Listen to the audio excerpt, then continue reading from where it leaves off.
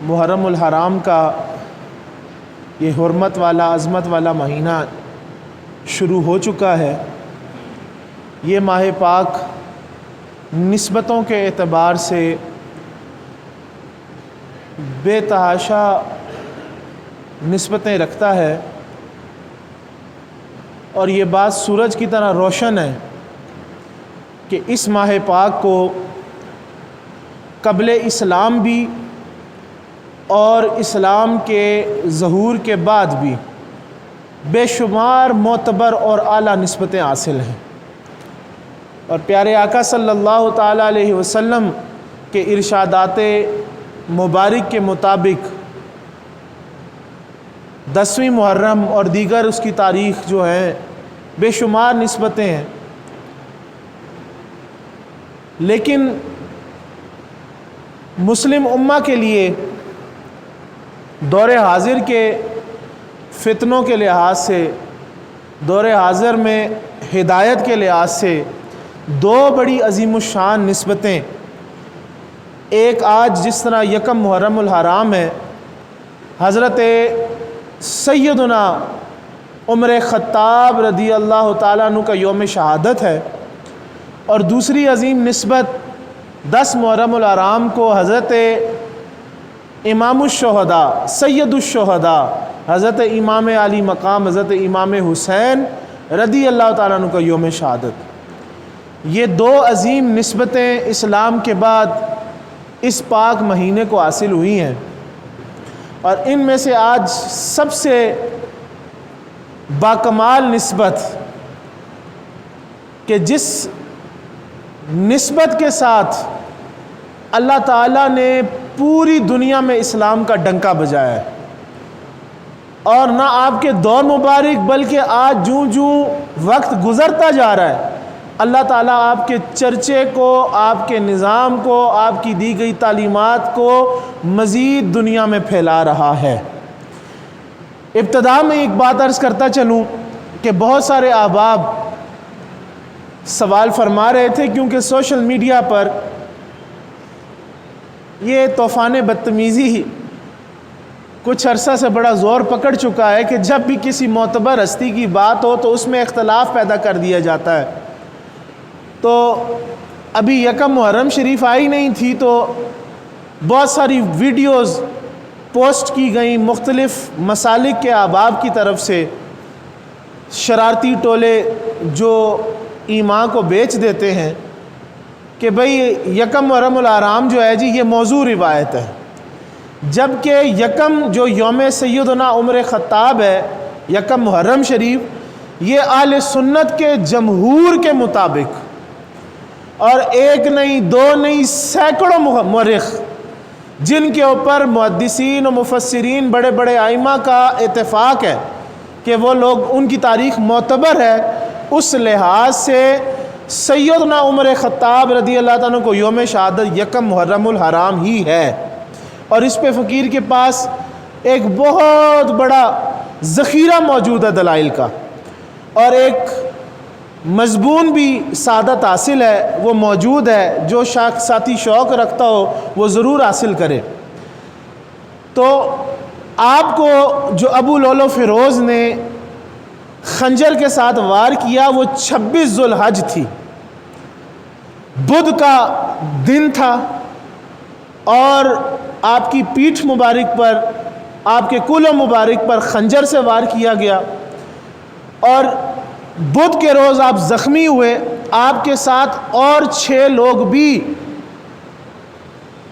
شہادت کا مرتبہ آپ کے دفاع میں لوگوں نے پایا، صرف آپ نہیں 6 لوگ اور بھی، اور 12 سے زیادہ لوگ زخمی بھی ہوئے، اور 6 بھی جو ہے حضرت عمر خطاب رضی اللہ عنہ کے ساتھ ان کو بھی شہادت کا درجہ ملا۔ تو 26 ذوالحج کو آپ کا یوم شہادت ہے، آپ کو 4 روز بعد اتوار کے دن نبی اکرم نور مجسم رحمت عالم صلی اللہ علیہ وسلم کے پہلو مبارک میں دفن فرمایا گیا۔ یہ روایات میں موجود ہیں بدھ اور اتوار، اور یہ بھی یاد رکھیں کہ تاریخ واضح ہے کہ ذوالحج کا مہینہ ختم ہونے میں 4 دن باقی تھے، تو حضرت سیدنا عمر خطاب کو اللہ نے یوم شہادت عطا فرمائی۔ میرا موضوع اس طرف نہیں، لیکن صرف جو محبت والے ہیں، جو سنی ہیں، جو حق کا ساتھ دینے والے ہیں، میں ان کے لیے صرف عرض کرنا چاہتا تھا کہ کسی کان پر بات نہ دھریں جو صدیوں سے بات چلی آ رہی ہے اور جو مستند بات ہے، جو جمہور کا عقیدہ ہے، جو مشائخ کا، اولیاء کا، بزرگوں کا عقیدہ ہے، وہ یہی ہے کہ یکم محرم الحرام جو ہے سیدنا عمر خطاب کی یوم شہادت ہے۔ میں آج ایک باقی فضائل جو حدیث میں موجود ہیں ان سے ہٹ کر تاریخی دنیا کی ایک بات کرنا چاہتا ہوں، اور بہت سارے لوگوں نے اس چیز پر لکھا بھی ہے اور ان کو سراہا بھی جانا چاہیے۔ ہم نے جب اسکول میں پڑھنے کے لیے قدم رکھا تو اس وقت ہمیں بتایا جاتا تھا کہ ایک سکندر اعظم گزرا جو دنیا کا بہت بڑا بادشاہ ہے، اور اس حقیقت کو اگر آپ دیکھیں تو آج بھی اگر آپ گوگل پہ سرچ کریں، انٹرنیٹ پر آپ اگر مختلف سرچ کی اور ویب سائٹس پر چلے جائیں تو وہاں بھی اگر اس جملے کو سرچ کریں کہ دنیا کا بڑا بادشاہ، مضبوط ترین بادشاہ کوئی ہے تو وہ لکھا جائے گا جی وہ سکندر اعظم تھا، اور دنیا نے اس کو بادشاہوں کا بادشاہ سکندر اعظم کا ٹائٹل بھی دے دیا۔ اور غیر مسلمین جو ہیں مورخین وہ اس کو الیگزینڈر دی گریٹ کے نام سے بھی جانتے ہیں، اور وہ الیگزینڈر دی گریٹ جس کو دی گریٹ وہ کہتے ہیں، سکندر اعظم کہتے ہیں، بادشاہوں کا بادشاہ کہتے ہیں، یہ مقدونیہ کا ایک بادشاہ تھا جس کو 20 سال کی عمر میں بادشاہت ملی۔ بادشاہ کا بیٹا تھا، 20 سال کی عمر میں بادشاہت ملی، 3 سال اس کی ٹریننگ ہوئی، 23 سال کی عمر میں وہ جنگ کرنے نکلا، اور مقدونیہ سے سب سے پہلے اس نے یونان کو فتح کیا، یونان سے ترکی کو فتح کیا، پھر ایران کی جانب بڑھا، پھر شام کو، شام سے یروشلم کو، پھر بابل کو، پھر مصر کو، پھر ہندوستان میں جو بڑا مشہور راجہ پورس اور سکندر اعظم کی جنگ، تو یہاں ہندوستان تک وہ پہنچا، اور یہاں سے پھر اس نے واپسی کا راستہ اختیار کیا، اور 33 سال کی عمر میں وہ اس دنیا سے رخصت ہو گیا۔ اور تاریخ دان لکھتے ہیں، جس میں اختلاف نہیں ہے، کہ اس نے 17 لاکھ مربع میل پر حکومت قائم کی، یعنی یہ جو سارے ملک میں نے آپ کو بتائے وہ چلتا چلتا 17 لاکھ مربع میل کا بادشاہ بنا، اور ایک دو روایات یہ ہیں کہ وہ 18 لاکھ مربع میل کا بادشاہ تھا، دونوں میں سے ایک بھی ذہن میں رکھ لیں۔ تو یہ مقدونیہ کا بادشاہ 10 سال کے عرصے کی حکومت کرتا ہے، 17 لاکھ مربع میل کی حکومت قائم کرتا ہے، اور دنیا اس کو الیگزینڈر دی گریٹ کا لقب دے دیتی ہے۔ دی گریٹ سے مراد یہ اس کی وضاحت کرتے ہیں کہ اس سے بڑا بادشاہ کوئی گزرا نہیں ہے۔ میں تمام دنیا کے مورخین سے یہ سوال کرنا چاہتا ہوں، اور بالخصوص مسلمانوں کی بارگاہ میں ان کی خدمت میں یہ عرض کرنا چاہتا ہوں کہ آج کل یہ واٹس ایپ، سوشل میڈیا، یہ بڑے تیز ذرائع ہیں، ایک خبر کو وائرل کرنے کے لیے چند سیکنڈ میں بھی ایک اس کا حصہ درکار ہے کہ بس آپ نے سینڈ کا بٹن دبانا ہے اور وہ پوری دنیا میں چیز وائرل ہو جاتی ہے۔ میں چاہتا ہوں کہ آپ اس چیز کے سوال کو اٹھائیں، اپنے بچوں کو بتائیں،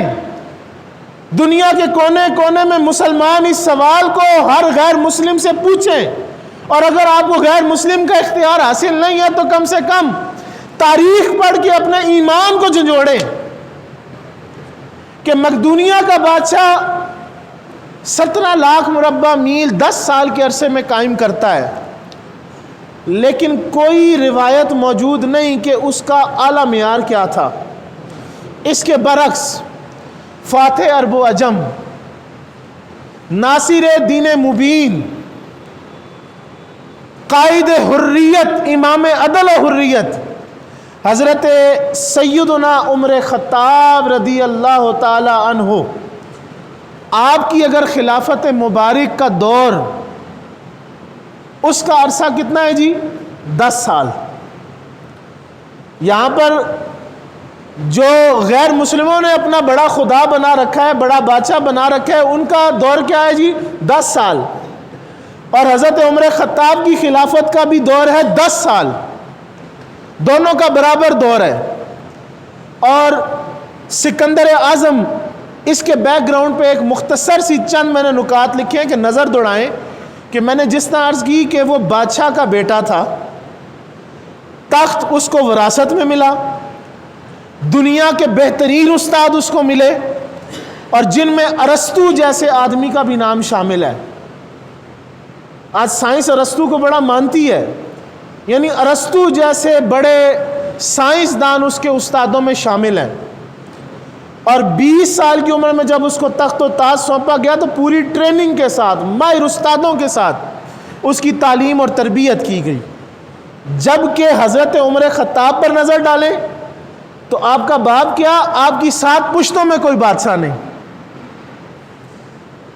اونٹ، بھیڑ، بکریاں، روایات پڑھ لیں تو والد گرامی کے اونٹ سنبھالتے ہیں۔ ایک عرب کے چھوٹے سے حصہ مکہ کے گرد و نواح میں اونٹ چراتے ہیں۔ کسی اکیڈمی سے جنگ نہیں سیکھی، کسی یونیورسٹی میں نہیں پڑھے، کسی سائنسدان کا نام نہیں آتا کہ وہ آپ کا استاد ہے۔ ٹھیک ہے جناب۔ اب پھر سکندر اعظم کا عرض کروں کہ اس کے پاس آرگنائزڈ ایک پراپر پوری آرمی موجود ہے جو پہلے سالہ سال سے جنگ کرتی آ رہی ہے۔ اس کے باپ نے تیار کر رکھی ہے، بڑے بڑے جرنیل ان کی تیاری کرانے والے ان کے پاس موجود ہیں، بڑے بڑے ہتھیار اس دور کے ان کے پاس موجود ہیں۔ اور اس نے کتنی حکومت قائم کی؟ 17 لاکھ مربع میل۔ اور حضرت عمر خطاب کے دور مبارک کی طرف نظر لے جائیں، خلافت مبارکہ کا دور، تو آپ کے پاس آرگنائزڈ آرمی موجود نہیں۔ ایک سادہ مسلمانوں کی جماعت ہے، ایک عام سی جنگ لڑنے والی، عام سی دنیا داروں کی نظر میں، اللہ کی نظر میں اور ایمان کی قوت کے لحاظ سے تو ان کا ثانی کوئی نہیں، تو اس کے مقابلے میں کوئی ٹریننگ نہیں، آرگنائزڈ آرمی نہیں ہے۔ اس کے بغیر آپ نے 22,50,000 مربع میل پر حکومت قائم کی۔ ایک طرف وہ ساری خوبیاں، تخت و تاج، دولت، ٹریننگ، فوج، ہتھیار، سب وسائل،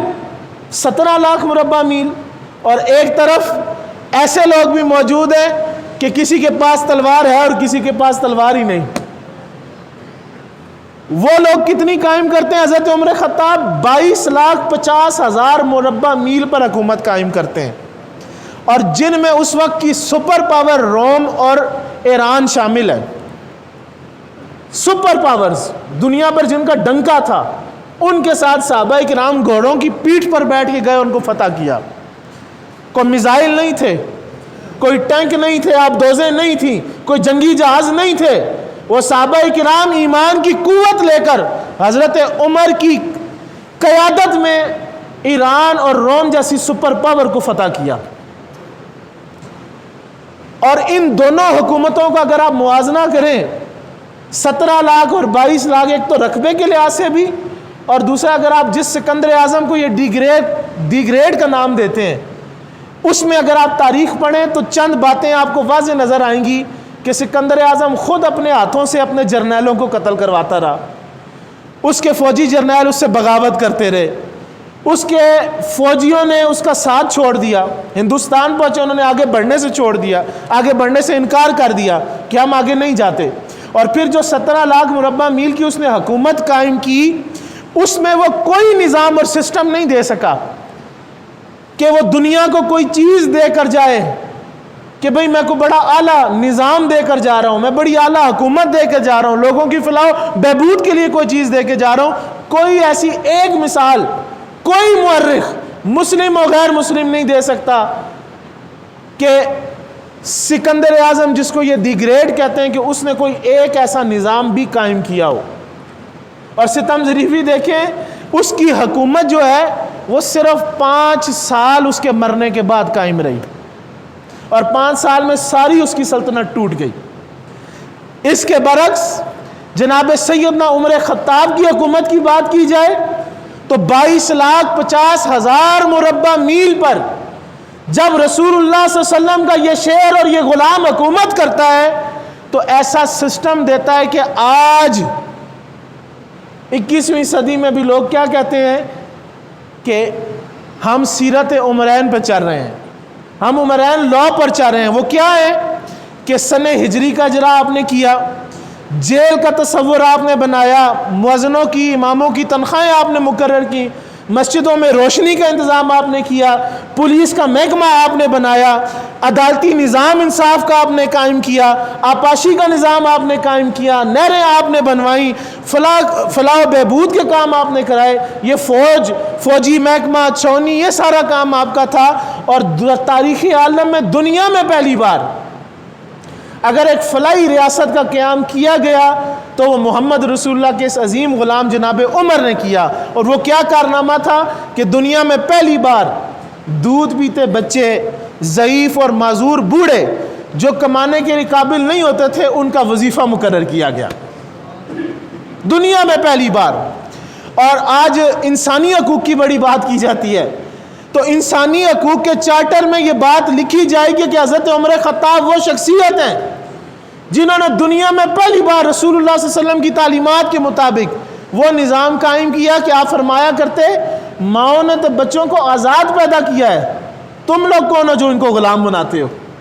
آپ نے اس غلامی کے نظام کو ختم کرنا شروع کیا اور مساوات، انصاف اور برابری سب کو عطا فرمائی اور وہ نظام قائم کیا کہ آج ہم نہیں کہتے، غیر مسلم بھی اس تاریخ کو لکھتے ہیں،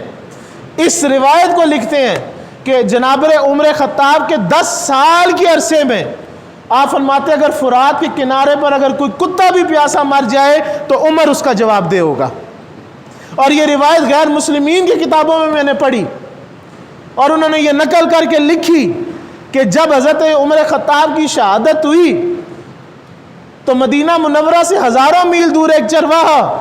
جنگل میں اپنی بکریاں چرا رہا تھا تو ایک بھیڑیا آیا اس کے بچے کو اٹھا کے لے گیا، بھیڑ کے بچے کو اٹھا کے لے گیا، وہ بھاگتا ہوا گاؤں میں گیا اور لوگوں کو آواز دینا شروع کر دی، لوگوں سنو آج حضرت عمر خطاب اس دنیا سے چلے گئے ہیں۔ لوگوں نے کہا تو ہزاروں میل دور ہے مدینے سے، تجھے یہ خبر کیسے ملی؟ تو جنگل میں بیٹھا تھا، تو شہر میں بھی موجود نہیں تھا، بتا۔ اس نے کہا کہ جب سے بکریاں چرا رہا ہوں، جب سے عمر خطاب کی خلافت تھی، یہ بھیڑیا، شیر، یہ جو جانور ہیں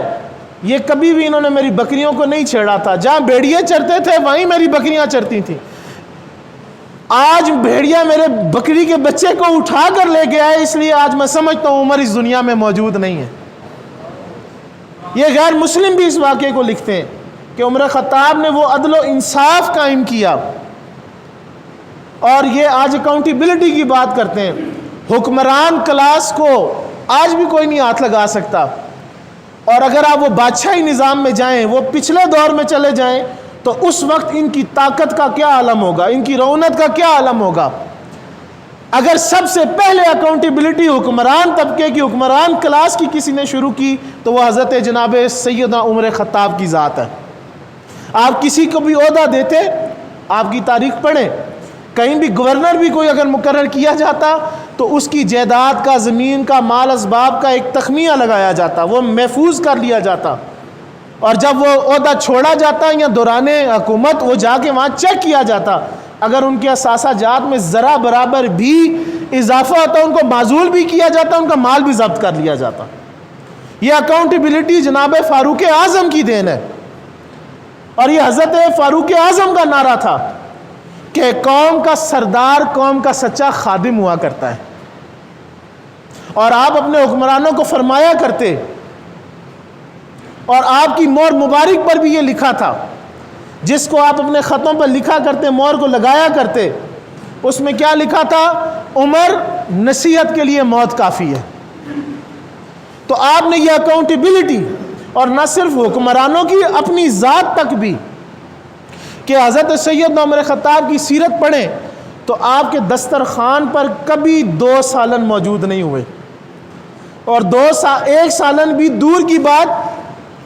خلافت کے دور میں، بادشاہت کے دور میں جناب عمر خطاب فاقے کیا کرتے ہیں.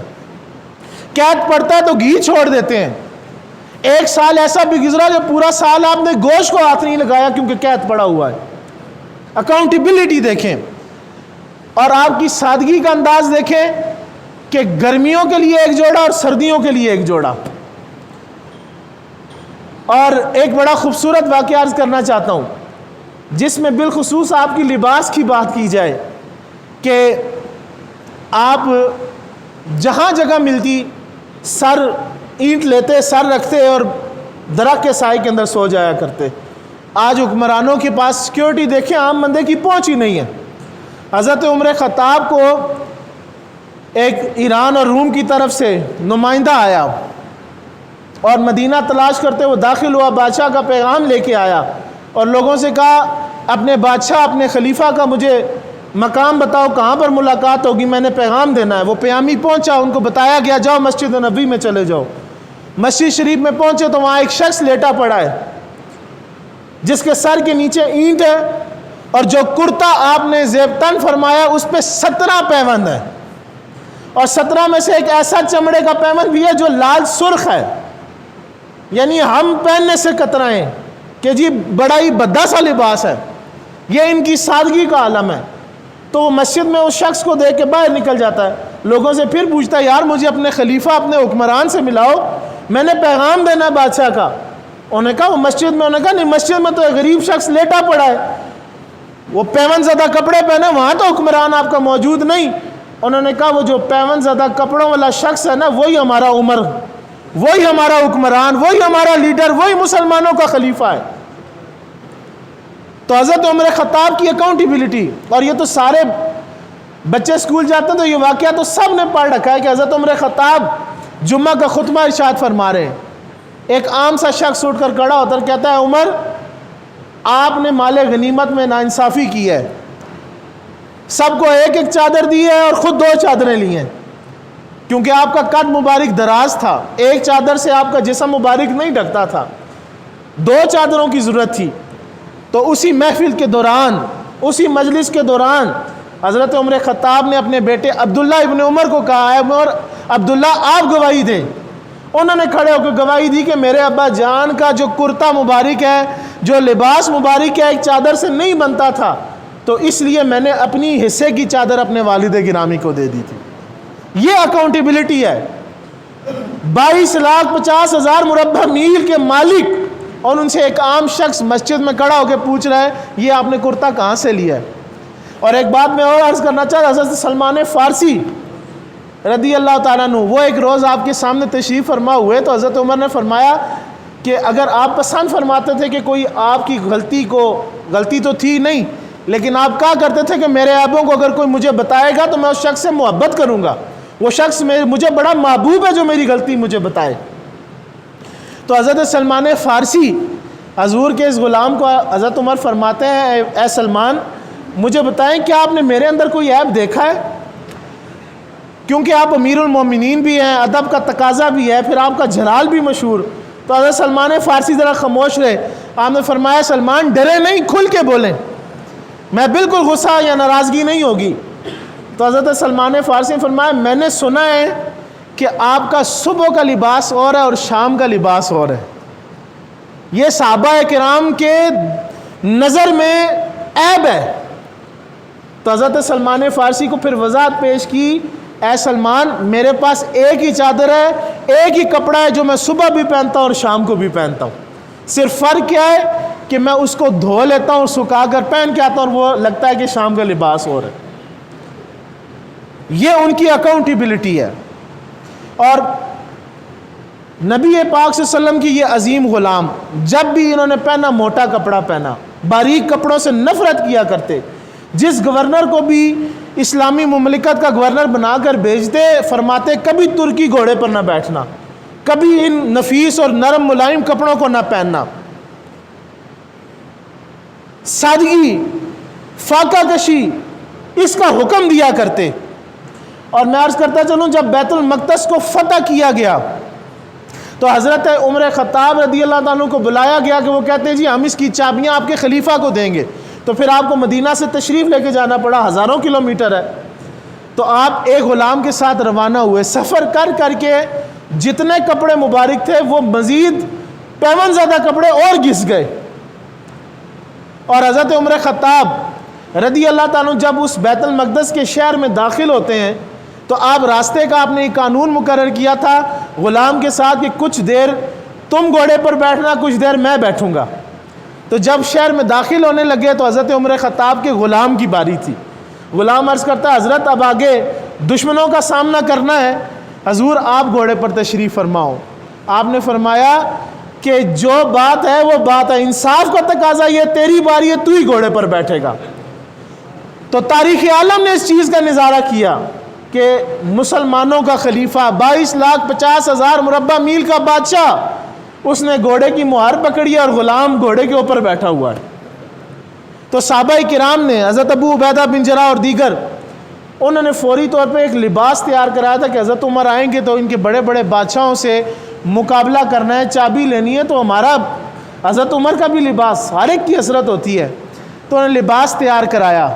تو حضرت عمر نے پہننے سے انکار کر دیا۔ آپ نے فرمایا جو لباس میرا یہ ہے میں اسی میں جا کر ملاقات کروں گا، حضور پہن لیں، ان کے ساتھ مقابلہ ہونا ہے، بڑے بڑے بادشاہ بیٹھے ہیں، ہمارے پورے مسلمانوں کو آپ نے ریپریزنٹ کرنا ہے۔ آپ نے فرمایا آپ کا تاریخی جملہ ہے کہ ہماری عزت ہمارے لباس کے ساتھ نہیں ہے، ہماری عزت ہمارے ایمان کے ساتھ ہے، ہمارے ایمان کے ساتھ ہے۔ آپ اسی لباس کے ساتھ تشریف لے کے گئے اور چابیاں میں وصول فرمائیں، اور پھر وہ یہودی کیا اٹھے کہ ہماری کتابوں میں لکھا تھا کہ مسلمانوں کا خلیفہ اس حالت میں، اس لباس میں، اس کیفیت میں آئے گا اور چابیاں وصول کرے گا۔ یہ حقانیت ہے۔ اور پھر جب کھانا تناول کرنے کی باری آئی، یہ سادگی کی بات عرض کرتا ہوں کہ آپ کے جرنیل، آپ کے گورنر، آپ خود سادگی کرتے کہ دعوت کا اہتمام تھا بادشاہوں نے، آپ نے ان کی دعوت قبول نہ فرمائی بلکہ اپنے فوجی لشکر ان کے جرنیلوں کے ساتھ بیٹھ کر کھانا تناول فرمایا۔ اور روایت کیا کہتی ہے کہ وہ کھانا کیا تھا ابو عبیدہ بن جراح اور دیگر؟ وہ کھانا یہ تھا کہ سوکھی روٹیاں پانی میں ڈبو کر کھائی گئیں، بیت المقدس فتح کر دیا گیا، بکرے ذبح نہیں ہوئے، بڑے بڑے گوشت اور بڑی بڑی دعوتیں نہیں بنی، بڑے بڑے پاور شو نہیں کی گئی، کروڑوں روپے نہیں اجاڑے گئے، بلکہ کیا ہوا؟ وہ جو سادہ غذا سوکھی روٹیاں پانی میں ڈبو کر مسلمانوں کے خلیفہ نے بھی کھائی اور اس فوج کے جرنیل نے بھی کھائی۔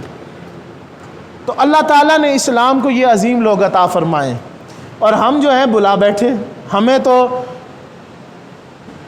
اغیار کی جو پرسنالٹیز ہیں ہم ان سے ہو جاتے ہیں۔ تو تاریخ عالم سے میں دعوت پیش کرتا ہوں،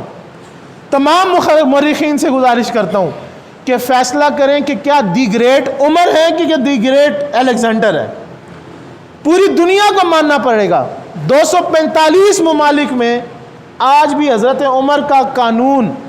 حضرت عمر کا نظام کسی نہ کسی انداز میں، کسی نہ کسی طریقے سے رائج ہے، اور وہ اس پر عمل کر رہے ہیں۔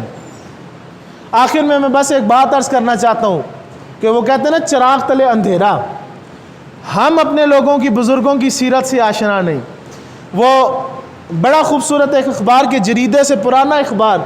کہ لاہور میں ہندوؤں کا اور مسلمانوں کا کلیش ہوا، تو مسلمانوں نے کہا کہ اگر ہم گھروں سے نکل آئے